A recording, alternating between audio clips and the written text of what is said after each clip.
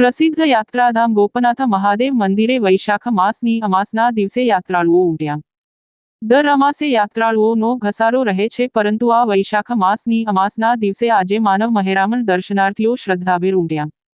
આજે મંદિરમાં ગોપનાથ મહાદેવ મંદિરમાં દર્શનાર્થીઓની ભારે ભીડ જોવા મળી। દર્શનાર્થીઓની લાંબી કતારો લાગી હતી। હૈયા હૈયું દળાય તેમ માનવ મહેરામણ ઉમટ્યું। મેળા જેવું વાતાવરણ સર્જાયું। મંદિરના મહંત ટ્રસ્ટીઓ સીતારામ બાપુ સહિતે દર્શન કરી ધન્યતા અનુભવેલ। સીતારામ બાપુ પધાર્યા ત્યારે જય ગોપનાથના નારાથી ગોપનાથ ગુંજી ઉઠ્યું। સીતારામ બાપુએ પૂજન અર્ચન કર્યા હતા અને ટ્રસ્ટીઓ પ્રમુખો દર્શનાર્થીઓ શિવ ભક્તોને ભક્તિની વાતો કરી હતી। બારના ટકોરે મહાઆરતીમાં ભારે ભીડ એકત્ર થઈ હતી, તેમજ ભોજન સભામાં પણ પ્રસાદ માટે લાંબી કતારો લાગી હતી।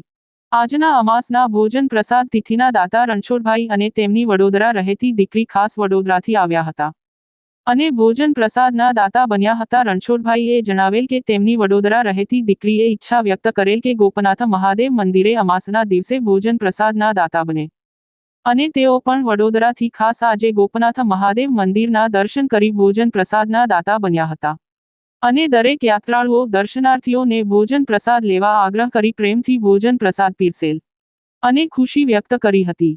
આજે સવારથી સાંજ સુધી યાત્રાળુઓ દર્શનાર્થીઓની ભીડ જોવા મળેલ। હોમગાર્ડ જીઆરડી સ્ટાફ સહિત બંદોબસ્ત જાળવ્યો હતો।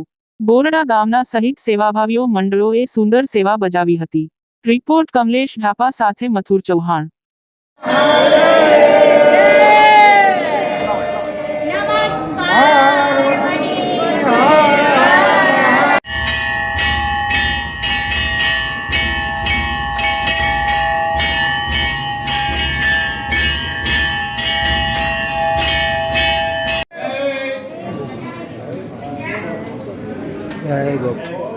બેન છે એક મિનિટ।